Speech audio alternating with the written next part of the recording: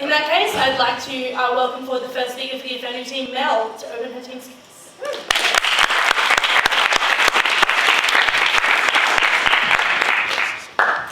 Okay, so before I get started, I wanted to clarify something that's commonly used by supporters of capitalism to avoid genuine debate about the system and the horrors we believe are inherent to it. So my colleagues and I are socialists. We think capitalism is bad and that there should be revolutions everywhere to get rid of it. As such, we do not in the slightest defend the so-called communist countries that exist or have existed in the past. We think that a socialist society is yet to exist, and we proudly stand in the tradition of Trotskyism, which has throughout history stood in solidarity and fought alongside workers who challenge the very regimes we are too often accused of supporting.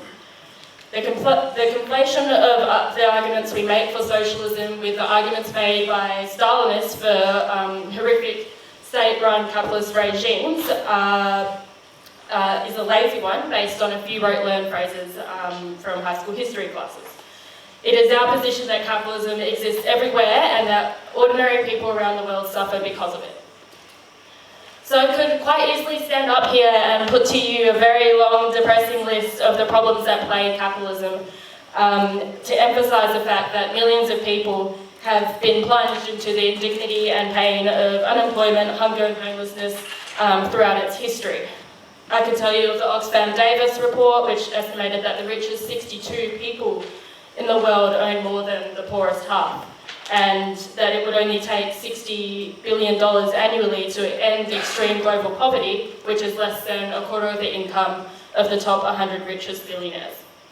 I could go on all day, but I don't think that anyone in this room would dispute these facts or disagree that these issues should be addressed. Which is why I think the argument we will put forward is one worth paying attention to. Because we don't think that this ever-increasing poverty and inequality are unnecessary aberrations of capitalism. We think that these problems are an inevitable result of the system and that no amount of reform, and certainly not the free market, could remedy this, and that dismantling such a system is necessary to creating a just and fair society.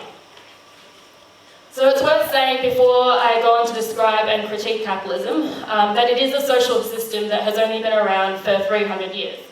It's important to underline this because commonly in its defence, or in the defence of capitalism, it's brought out that capitalism exclusively corresponds to human nature, which is allegedly greedy and self-serving. But this concept of human nature is as recent as capitalism itself. For over 90% of human history, we lived in classless societies that functioned only through cooperation and collectivism. Many of these societies survived well into the 20th century, so there's a lot of information about their functioning, and from this we know that greed and selfishness were rare and punished. Humans have also lived in societies where there's been serfdom and slavery, based on serfdom and slavery. And in these societies, surprise, surprise, human nature was owning other people. So this appeal to a static human nature is no more than lazy apologism for the horrors of the world and the people who perpetrate them. We will explain how the economic system of capitalism produces both of these. So what exactly is capitalism? Well, we can start by defining it as an economic system based on the private ownership of the means of production by a small layer of people, where the products made through these means are sold on the market as commodities. But what does this actually mean in practice? Well, it means that, firstly, in order to sell commodities on the market, capitalists have to be in competition with each other. The system is driven by competition, and capitalists who don't sufficiently expand their companies will go out of business. So in order to undercut your competitors and increase your share of the market, as a capitalist, you need to increase productivity while reducing costs.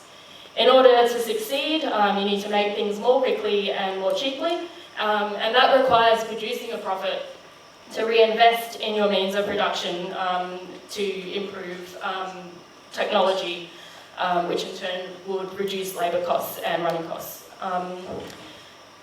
So competition forces capitalists to accumulate capital. They have to buy more and more faster machines and produce more and more profit in order to achieve this. Capital accumulation is a dynamic that motivates the pursuit of profit and is one of the defining characteristics of a capitalist economic system. But where do these profits come from?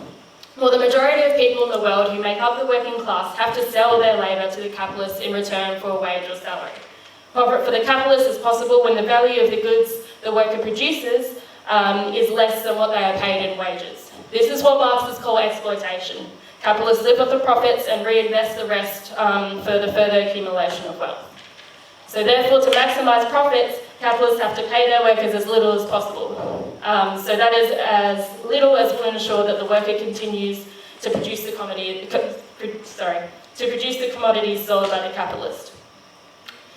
So at the point of production, the profit motive tramples over all human considerations. This can have disastrous effects on the lives of workers as capitalists try to force working conditions further and further down.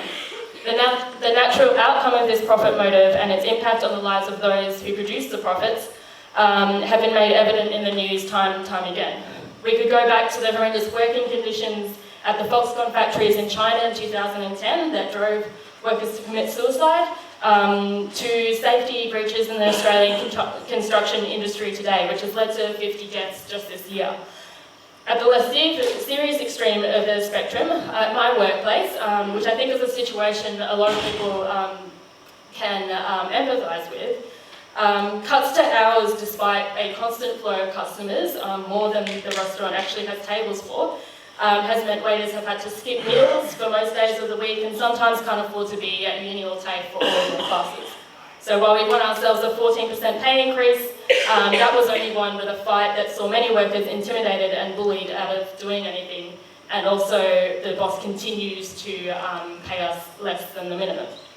So the drive to produce more profits goes beyond this. The logic of profits, sanitised though it may be by layers of business strategy, legal protections and management speak, is in fact the reason why poverty and human degradation continue in a world of unrivalled plenty. It is the reason that although there is enough food in the world to provide every person with a nutritious diet, 795 million people are starving or chronically undernourished, and 8,500 children die of starvation every day, even though food production per head has increased by 17% over the last 30 years. If a profit can't be made from selling food to hungry people, they are left to starve. That is just good business. Things are no different in relation to the environment. The vested interest in the polluting industries would rather protect their profits than ensure the survival of human race. So by buying up the patents for renewable technologies, threatening economic sabotage of governments that favour renewable energies, they are preventing any serious action being taken to address or reverse climate change. Again, keeping the profits flowing in comes ahead of all other considerations. This says nothing of the imperialism and colonialism that the pursuit of profit has driven. It says nothing of the millions killed in wars fought for the interests of the rich. The fact of the matter is that capitalism is a system that necessarily entails starvation and human suffering in the midst of plenty. We need to fight for change. We need to bring about a new system, one organised around meeting human need instead of making profit, and make sure that its fruits are put to the benefit of ordinary people. Such a system is not only possible, but urgently necessary.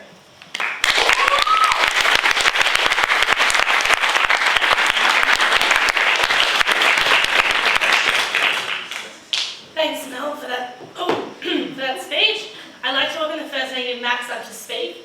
So far the debate has been quite serious. I will attempt to make a joke. So I spent the last week with Max in Sydney and chanced upon his Tinder profile, and I'll read you the bio as below. Max, 21, straight white male, capitalist. Spent 1 year of my youth in Kununurra, therefore I am working class. Will branch stack for sex. We'll have sex for a branch stack. Disclaimer, risk of being pushed into the Swan River High.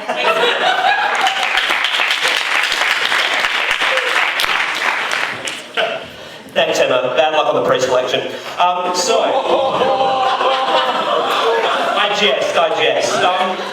Well, look, there are a couple couple of ways I could begin my speech. I could criticise the peculiar historical interpretation that Leon Trotsky wasn't indeed a communist. I could probably stand up and criticise the idea that there were large numbers of happy peasants in 17th century Russia who were just like really happy about not being selfish and totally being oppressed by the Tsar. But I'm not going to do that, because it would be rather ridiculous for me to push a burden onto Socialist Alternative, which said they had to defend Stalinism, Maoism, Trotskyism, Leninism, Hoxism, and all the isms which combined have killed about 260 million people this century. I won't do that. So here's what UWADU is going to prove in this debate. That all things being equal, it's probably better that in the long term, private individuals own the means of production than socialist planning boards, which is the only model that we can see from that side of the house. Sorry. We're going to give you a couple of reasons why that is the case. But first, before I do that, is this microphone always picking up my voice? I'm hearing lots of inconsistent volume. Good? Okay, fine. So, I'm going to prove to you two things in my speech. The first thing I'm going to prove to you is why capitalism, that is, a system based on the voluntary transactions between people which together collectively form a market and provide information about what people want and what people should produce, is always going to be far more moral than socialist planning boards which entrench the preferences of the elites onto the rest of society and almost always result in more poverty. Actually, not almost always, always. Secondly, we're going to prove to you that the system of incentives developed by capitalism is the only system in the history of mankind which has ever been able to lift large numbers of people out of poverty. Rebuttal will be integrated throughout. Before I do so, I need to take you on a narrative. I need to tell you a story about the last 300 years, because SALT are absolutely correct when they say that capitalism is a relatively new social invention. It is only about 300 years old. What are 300 years that's been, Madam Speakers? Because, to be absolutely clear, before the 1800s, the only wealth in society was a thin veneer on the top of feudal lords. The only way you could live, even approaching a decent life, was to oppress other individuals, was to hold land. There was no incentive to invest in capital. There were no factories which produces goods, which helped people out. The world was a frightening and terrifying place where people almost always died when they were young, but if they lived, their lives were miserable because we simply did not have the scientific development to provide technologies that would allow them to live an appropriate life. What changed in 1800, Madam Speakers, is this. Suddenly, we allowed individuals to use voluntary transactions to do two things. Firstly, to set price signals for what goods that they wanted and what services they desired. But two, we rolled back the intrusive arm of the state and allowed individuals to function as free agents. In that 300 years, human life expectancy has increased by about 35 years. That means hundreds of millions of people don't die every year and live longer, productive, happier lives. People have access to more food. Trots want to get up and tell all the world's starving. Note, Madam Speakers, that the ratio of people which live in extreme poverty has declined by 62% over 300 years. Like, millions and millions of people's lives have been innumerably better in 300 years, and for the socialists to get up, from a westernised, rich perspective and say that it's not that important to many African countries that capitalism allowed their average incomes to double in the last 20 years, we say that that is appalling. The reason why it works is pretty simple, and the reason why it's more moral is clear. Socialism and socialist planning boards must always rely on coercion to achieve economic outcomes. Because here's the question I'm going to ask the Trots. When the Socialist Planning Board decides that the price of bread is too high, when it tries to lower the price of bread such that people don't want to grow wheat anymore on their own accord, or people don't want to produce wheat, or people don't want to transport bread, what then? Do we put people in prison? Do we put people in collectivised farms against their will and force them to work for wages below what the private sector will give them in order to provide people wheat? You have to use a gun in that process. You have to tell someone that the state and other people's opinions are more important than your own. Here's the next question I want to ask. Who is a state which is dominated by bureaucratic elites likely to favour in that exchange? Are they likely to favour what, the poor socialist worker wants, or are they likely to favour the head of the bureaucracy within the Communist Party, Madam Speakers? Because to be absolutely clear, whenever socialism has been tried in the past, it has always led to a party bureaucratic elite. But there is a second problem. Even if it didn't lead to this party bureaucratic elite and somehow they could create a homo Sovieticus of people who simply don't care about selfishness, that they could violate millions and millions of years of evolutions which have made us all stubborn bastards. Like, let's say they could do that. How the hell would the Socialist Planning Board know what I want? Like, I'm a complex individual with androgynous needs, right? So are members of my team. We value different things. Some people want goods which the Socialist Planning Board doesn't want, to be absolutely clear. How do you not create a Socialist Planning Board under your model? Like, where does all these magical products come from in circumstances where workers don't decide? Because what happens, here's my question here, what happens when financial workers decide they don't want to run a banking industry under your model? What happens when farmers go to sell the price of wheat at what you would want? Like, these are circumstances which have happened in the past in socialist countries. Your side of politics solution has been to kill millions of people. I think we need a better response than that. Second question I want to ask, and I'm sorry, have I been clapped? I can't tell. No, not yet. Okay, not quite. So, here's the second reason why capitalism simply is better. Because price signals contain information which other signals simply cannot. Note this, when you go into a supermarket and you see that the price of milk is $1 a litre or something like that, that combines an enormous amount of information which you as a consumer can use and as producers can use to coordinate the supply and demand of milk. A couple of things with that. The first thing it communicates is that people are prepared to offer you milk voluntarily for $1 a litre. That's important because it means that you're not using coercive force to get that milk to you. But it also means that you can coordinate future investment decisions. States are pretty uniquely awful at doing this because states embody and governments embody the wishes of the majority. I would note, Madam Speakers, that for the past 40 years in Australia, the individuals which have benefited from things like agricultural protection have not been poorer workers. They have not been society's most vulnerable. Overwhelmingly, they've been rich, white, male farmers sitting on large estates of land. Those are the people which win by government regulation. But even if that wasn't true, very quickly I'm going to provide you the third reason why capitalism is fantastic. The states in the world which are the least racist, the least sexist, the least homophobic, are also the states which are the most capitalist and have the most freedom. There is a very simple reason for this, Madam Speakers. And look, I think in the interest of fairness, I'm going to speak for roughly as long as other speakers have in this debate. I hope people will forgive me for my application of socialist principles. Only under capitalism, Madam Speaker, are you forced to pay a price for discriminating against someone. What is that price? If I own a cake shop and I refuse to make cakes for people who want to celebrate marriage equality and they want to have a gay or lesbian or other diverse sexualities marriage of any kind, I have to pay a price for that because my competitor gets that money and I don't. Over time, those subtle economic forces drive out discrimination in markets and products, but they also drive out discrimination in jobs markets. Because if I as an employer consistently refuse to hire qualified people for jobs by the exact competition mechanism they point out, my business goes broke because other businesses can hire talented workers for less money than I can. Other businesses can make more profit. With a free capital market, I eventually lose out. Capitalism is the only system in the world which has ever created positive change when it comes to social discrimination. It is the only change in the system that has ever led people out of poverty. We are very, very proud to oppose.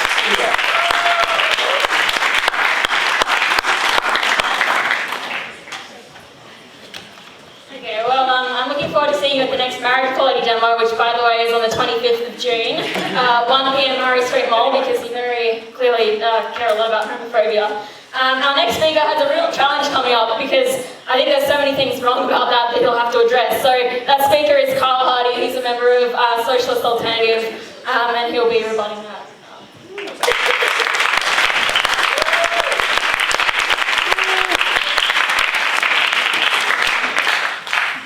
Alright, well, where do I start?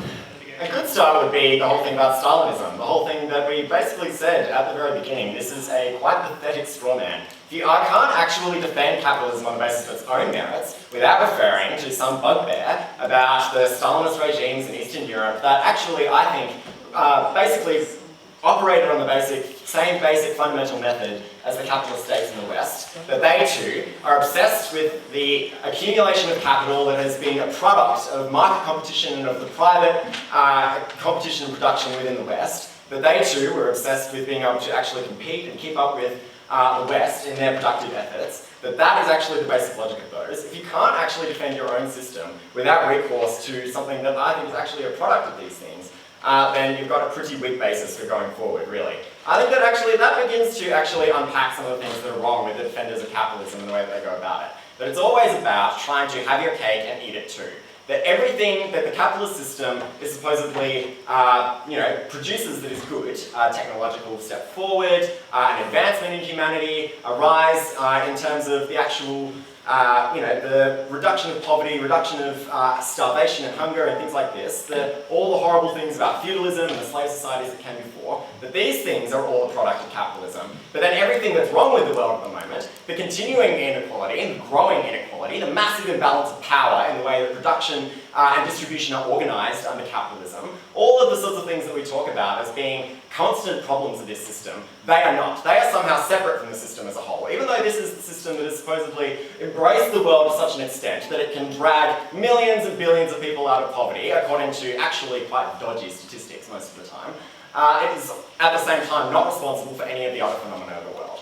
I think that this having your cake and eating it too sort of drive within the defenders of capitalism, you have to be able to have some sense that capitalism produces both an expansion in humanity's capacity for production and massively limits its ability to actually distribute that production to the vast majority of humanity. This is what Marxists actually talk about. This is what we've talked about since the very beginning. All the stuff about how awful feudalism was and how it's so great that the Industrial Revolution happened. Well, if you want to see the most fitting and the most poetic description of this, that sings capitalism's virtues in that sense, to the highest possible degree, you'd have there are plenty of far worse starting points for that than the Communist Manifesto, actually. We recognise that actually the capitalist system, with its drive for production, its drive for accumulation, has created a world situation where the means of production and most importantly, the division of labour within those means of production has reached such a stage that humanity is entirely capable of providing for everybody's needs if those means of production are run and controlled democratically.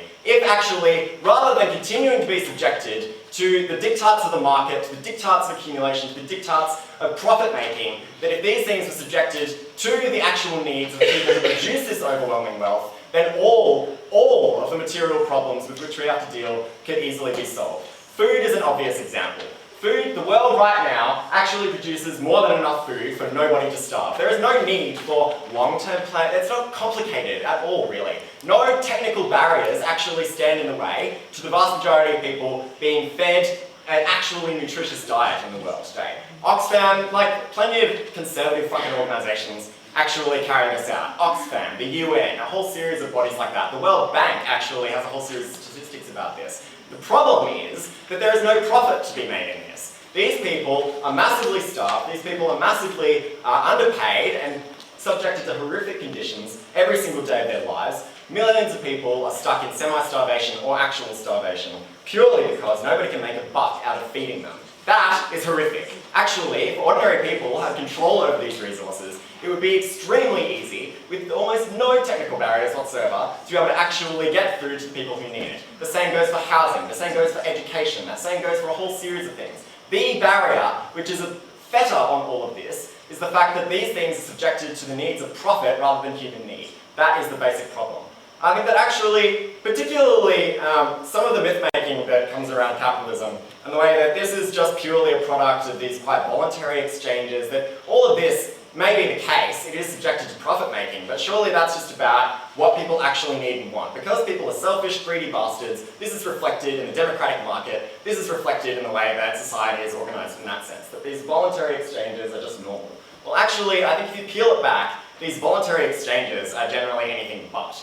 Particularly, I think, the key voluntary exchange that supposedly goes on under capitalism, which is the wage-labour contract. The wage-labour contract where, in the sort of rosy, idealist version of it, people come along, one person has some work, has the capacity to work, another person has capital to be able to feed them. They exchange these things in a really nice and pleasant way. Nobody is ripped off, nobody is harmed, there's no force or coercion involved in it whatsoever. Until, of course, you realise that actually, if the person who is exchanging their labour power does not do this, they will essentially starve. That is a form of coercion, for one thing.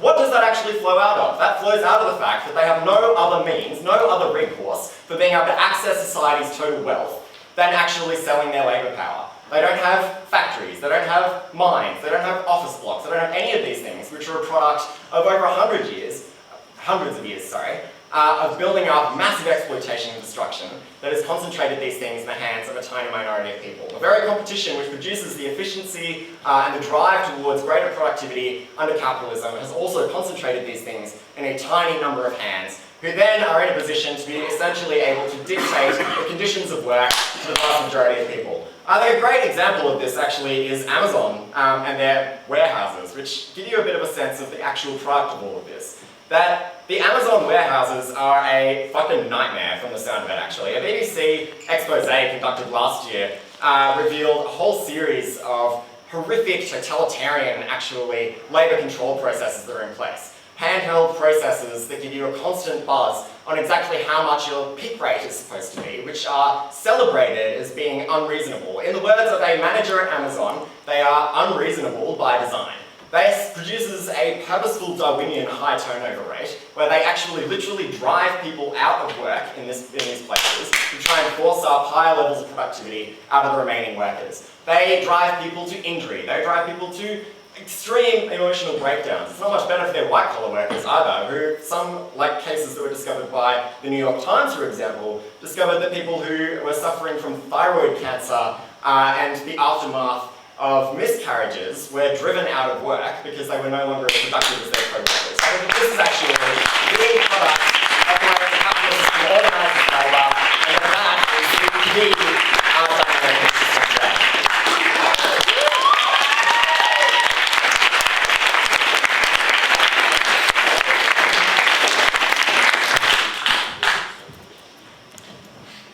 Thanks, Kyle. I'd like to welcome the second native speaker, Ali, who is the first and only young Liberal in this debate, and surprisingly one of the few in this room. I'm really disappointed not to see my great friend campaign here today. I'd like you to put your hands together to welcome Ali to talk about hashtag stop the votes, hashtag axe attacks, and or hashtag jobs and growth, or whatever the new three-word slogan is today.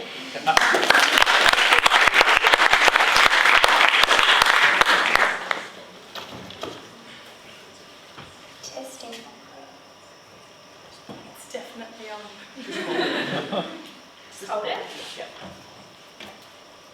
So everyone, I promise I'll only speak for 6 minutes and this can be me going over time.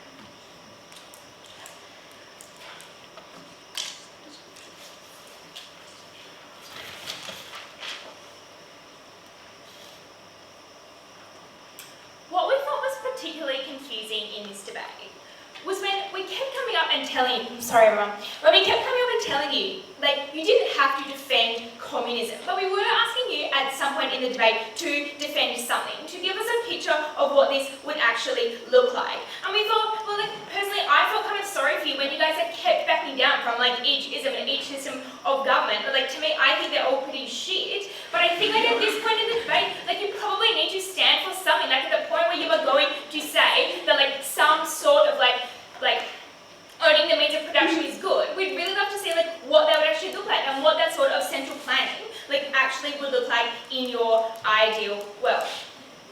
We thought it was like also bizarre when you guys were talking about why it's really good to like run and control things democratically. When we already told you at Max that the point where you have some sort of central planning and some sort of like central board, that coalition already exists and that probably negates like a lot of that really good democratic stuff that you wanted to talk about.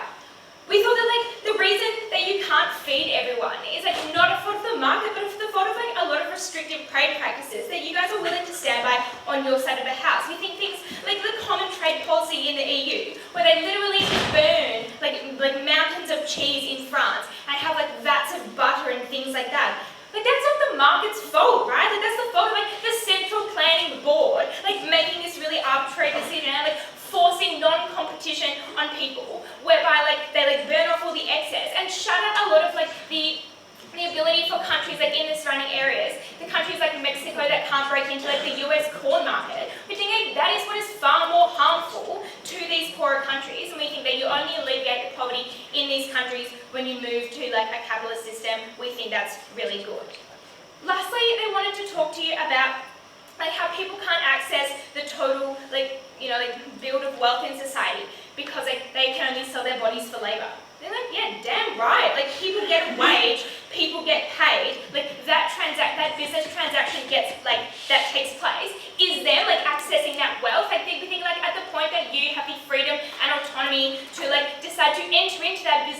action, and like you guys can opt out all you want, but like at the point where the majority of people opt in, we think that's like a really good thing for them to do. We think them getting a wage is like them accepting like the system. We think that's a really good way for them to get money. So, 2 points of substantive in this debate. Why capitalism has led to really good international development, and secondly, like why it's really good for developing countries. Guys, inequality is falling faster than it ever has been. And poverty on a global scale has been reduced by like 80% in the last 20 odd years, even though the threshold and the definition of what we call poverty is like on the rise. We think that's as a result of the biggest economic system, which has undeniably impacted like the way that these countries interact. We think that, like, for example, Asia under like liberal like economies have developed hugely, like BRICS countries, things like that. Like, it's likely that these countries would not have developed to the extent that they did without like this free economic trade that we see as a result of capitalism. And we think that that's been really good for them as an ability to engage in like a global market, the ability for them and their people to like be alleviated from poverty. So I'm going to tell you what poverty looks like. We think that like since the Industrial Revolution, like in the last 300 years, like poverty and like the way that we perceive poverty has changed. I mean, like for example, in the 80s, we considered wealth was like having TVs and aircon, whereas now in Australia, even the bottom 10% of people, like by any definition that you consider, like predominantly own televisions and aircons. Like we think that we've like continually raised like the definition of poverty, and we think like that's probably been a result of capitalism. At the point where the price of food has halved in real terms in the last 10 years, and this has actually made it easier for like poor people to consume like more variety, like more fresh food, and like at a much lower cost. I think that's a really, really good thing. And we think that not only that, but it's happened despite like population skyrocketing almost 700%. Like since there was like, you know, like 1 billion people on the earth, like in the whenever it was actually. We think that's a really whatever. And we think that's been a really, really good thing. But what we think is probably most important, and what we think we've really not heard a discussion from SALT today, is like the inequality gap between countries. And what we've told you is that the inequality gap between countries has never been smaller, and it's continually increasing since capitalism has become more prevalent. And we are the ones that are willing and proud to stand by helping developing countries. Before free trade, like countries were really insular, and there were kind of two options. You could either like ignore another country, or you could go like full neo-colonial and like be bad. Astounding analysis. So we think like now developed nations have the incentive to develop countries around them, like far more than they ever did before. And we think that like increasing the already prevalent like interdependence is probably a really good thing, because it allows poor countries that have previously like been oppressed and previously have been really poor, like as a result of neo-colonialism, can now like access like the wealth market and like access like a wider variety of people to sell their goods and services to. We think like that sort of thing has been far better for these people than like any sort of ism that they wanted to talk to you about. Like because developing countries have had huge comparative advantages, like a younger, bigger population, like less government restriction. We think like those comparative advantages have been really good in the way that they can access the market, and we think that that's a really good thing, that these countries can benefit from that and like break out of the colonialism that's kept them poor. Because we think that like when the EU props up their like really non-competitive farmers with subsidies, and when the US bans corn exports to prop up their non-competitive industry, which like shuts out all Mexican farmers, we think that is what happened. Like that is like the harms. And this sort of like, we think that capitalism alleviates a lot of those harms. We think private ownership of the means of production is really good. Proud to oppose.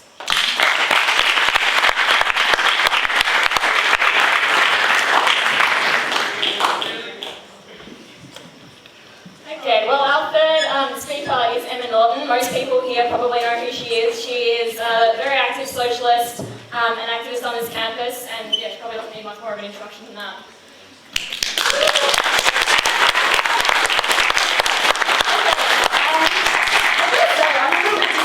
I thought that the opposition would be able to bring more of an argument than what they have, which just seems pretty crazy on a whole series of levels. So the idea that capitalism has, just continuously lifted people out of poverty. Let's talk about the world we actually live in for a moment. For one thing, inequality has massively increased. In fact, no society previously created by human beings has been as unequal as capitalism is, or as unequal as capitalism is right now. So the wealth has been accumulated up to at the top to the extent that only 2,000 companies control more than half of production, half of world production.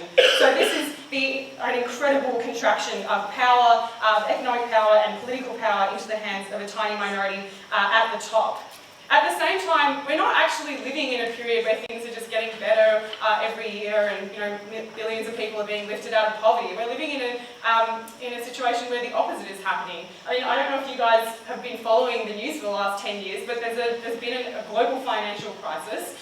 This has caused massive, I'm glad you guys find that funny, this has caused massive deprivation for millions of people all around the world. If we want to look at Greece, for example, which was a first world country, not unlike Australia, strong industry and so on, was plunged into absolute poverty out of the global financial crisis.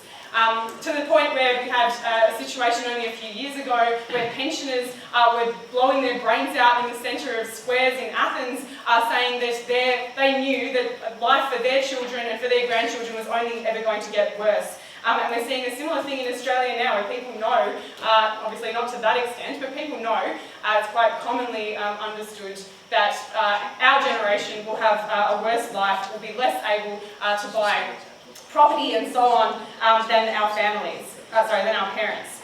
The other thing I wanted to raise is the thing about food that keeps coming up, because actually the global financial crisis again provides a horrific example of the way that essential commodities like food that should be a basic human right to everyone are denied to actually millions and millions of people. There's 1 billion people starving in the world right now. That has increased since the financial crisis. But it's also well known that between 2006 and 2008, over 200 million people, mostly children, were priced out of the food market. And this was not by some accident or something separate and outside of capitalism, but actually by the fact that because investors were not able to make a profit anymore after the financial crisis, they began to more and more invest their money in speculation around the price of food going up, which drove the price of food up, essentially causing the deaths of potentially millions of people. As well as this, over the last sort of 30 years, we've been in an era of neoliberalism, which has seen counter-reform after counter-reform that has subjected more and more of the commodities that are produced in society to the forces of the market, and undermined a whole series of reforms that had been won up to the 60s and 70s that had actually, provided some of these things to working class people outside of their inability to afford them on the market. The other thing I wanted to talk about was the idea that capitalism isn't violent and coercive, which I think Max Riley brought up. I think Kyle quite well went over how there's an obvious huge component of economic coercion, that ordinary people don't own businesses like Gina Reinhardt and can't just sit on a pile of wealth as it accumulates more and more. They have to sell their ability to labour, and obviously have some level of choice in this, but the choice ultimately is between being able to put food on the table, being able to continue to survive in society and not. So this is a type of coercion. But obviously the capitalist system could not just survive on this level of coercion alone.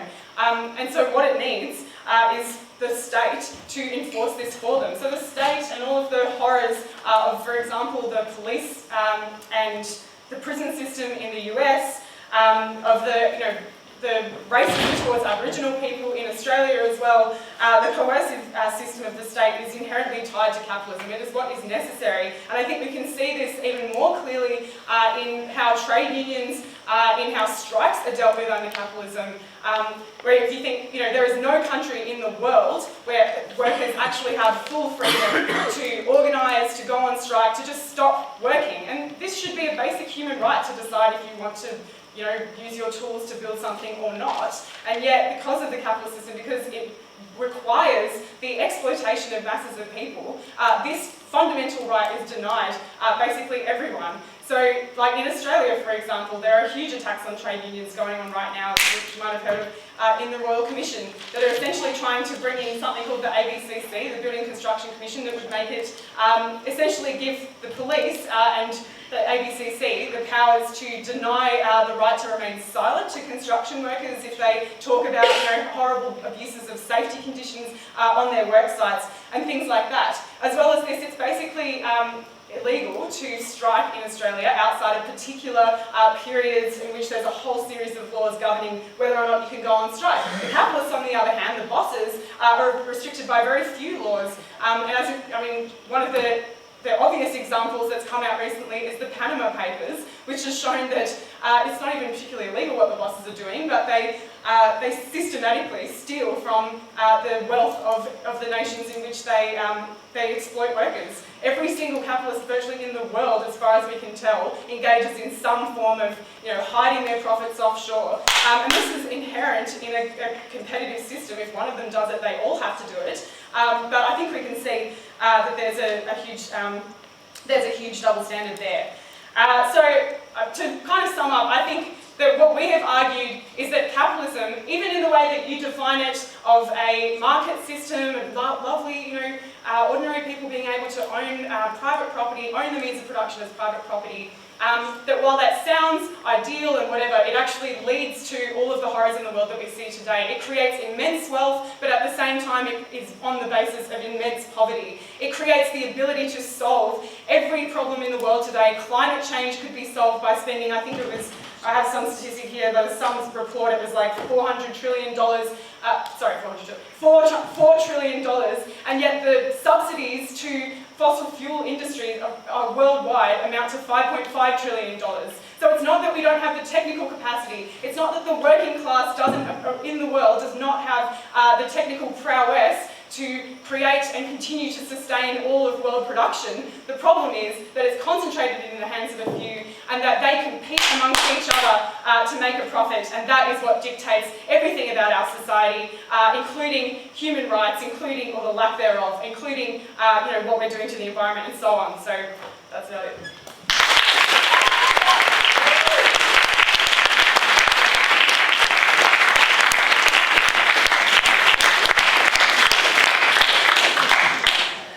Thanks, Emma. Before this debate, Daniel Kirkby asked me to do an introduction that wasn't just, and I quote, reading out my debating achievements. I struggled to think of anything else to say about them.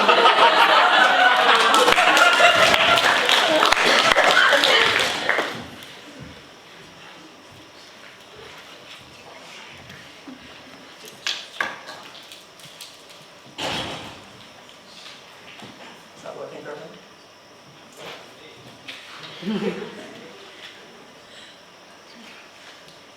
Let's clarify something. It is a miracle that we have the capacity to support 7 billion people on this planet in terms of what they've conceded, which is the capitalist system has been so innovative, so creative and so efficient that while population grew 700% in 300 years, which is unrivaled, we were still amazing enough to make agriculture so efficient that we could find a way to support 7 million people. And yeah, there is a problem in that. While we have that much food, we haven't yet figured out how to distribute it accurately. But let's note, A, a huge amount of that problem is the state's fault. It is things like protectionism, which is a long and proud tradition of socialist policy. But B, who cares? We have produced more food than ever before and are feeding more people than ever before, given that the population has grown by 700%. No other economic system could even come close or touch that or has ever done anything close to that effect. And yet they sit here and go, not quite good enough, we would just like to give food to everyone. But the second thing to note on this is... The second thing to note is, at no point did you guys ever explain to us how you would distribute resources, right? What you said was this: no, we'll just give everyone food who needs food. And that's it. But how does that actually happen? Like, what do? You just create some board that is perfect and all-knowing and omniscient and hands food out in the most fair and distributed manner? Because it's not true to assume that humans under your system will suddenly be perfect and altruistic in all their ways that they aren't under ours and just hand food out to those who need it. People will still hoard, people will still covet, not everyone but some. And at no point in this debate have you explained what your system, despite Ali asking and Max asking you to, actually looks like on the ground, because it's a socialism, right? But it's unlike every other attempt we've ever seen before to create that system. We would have liked an explanation for how that works. Three questions to ask in this debate. How does this affect macroeconomic international outcomes? What's the fairest way to distribute? And the third question I have time for. So on macroeconomics, let's start with inequality. To be absolutely clear, every single reputable economic institution in the world right now says that global inequality is falling on a daily basis and has been for all 300 years that capitalism exists. The emergence of a middle class in India and China and Singapore and Hong Kong that never existed before is the definition of global inequality falling. Note, even on top of that, for 270 of that 300 years, global inequality inside countries like the United States, Australia and the UK was falling rapidly. In fact, the first 250 years of capitalism saw inequality fall faster than has ever fallen in human history. The idea that the idea that capitalism is an accumulation of wealth only for people at the top and that does not benefit those around them is one of the biggest lies anyone could tell you in this debate, and empirically all the evidence shows the quickest and most efficient way we have in human history reduced inequality has and will continue to be capitalism. And there's a good reason for that, right? Humans are actually really productive creatures. Every single person in the world can offer something of value in the capitalist system and can find a way. Before that, in whatever system came before that, they were often undervalued. Capitalism strives to use resources efficiently and as efficiently as possible. And that means, given that labour is a resource, there is a huge incentive on capitalism to utilise labour as a resource as efficiently as possible. And that efficiency doesn't look like exploitation. It does some of the time because no system is perfect. But it also looks like a huge amount of investment in human capital as a resource. That is why now we have nearly reached universal primary education, which is unprecedented in human history. Again, on top of a growth of 700% of population, because we realise in a capitalist system there is no smarter investment than investing in the people that will make up the workers that work for you, and that's in your interest to do so. Secondly, poverty alleviation. We have nearly eradicated poverty. We have cut extreme poverty in half over the last 30 years, and is lifting the thresholds of what those poverty looks like. The world has never been richer before, the world has never been more wealthy before, and we've never been better at cutting poverty in half as it stands. It is an absolute lie to assume that capitalism doesn't alleviate poverty in a way that no system before or after will ever do. The best part of their case, I think, in this debate was when they talked about labour. And they said that all wage transactions are at some point coercive because some people own the means of production and they will have to work for them. Or they starve. I have a question for them. Do people not have to work under your system? Because presumably you need people to build up things like infrastructure, agriculture, or people will starve, right? I think it's the world that says you need to work or you will starve, given that you can't just live a chill existence and go, food to fly directly into my mouth. Every system at some point is going to require human beings to work. It's a question of the least coercive way to require people to work. No, their system at some point, as Max and Ali have both pointed out, requires you to compel people to do jobs they may not want to do or they don't have a choice in doing because they may reject that. At least under capitalism, you can choose to reject capital providers. You can choose to either start your own small business up, and that isn't just that isn't just an option for rich people. Microfinancing schemes and schemes that start with the most bottom-up approach have been some of the most successful poverty alleviation tools in Africa. So it's a lie to assume that isn't accessible to everyone. But also on top of that, you can choose to go to a different provider of capital. Even under your own admission, there are 2,000 people, 2,000 businesses you have to choose from. That is a lot of choice you have as a worker. There is one land socialist state under your guide to house you have to work from. That is the definition of economic coercion. Finally, Greece. Greece was not a shining example of capitalism. It was a shining example of a state lying and misleading its people, and a collective force being intrusive and rude in the same way that socialism results in. We're proud to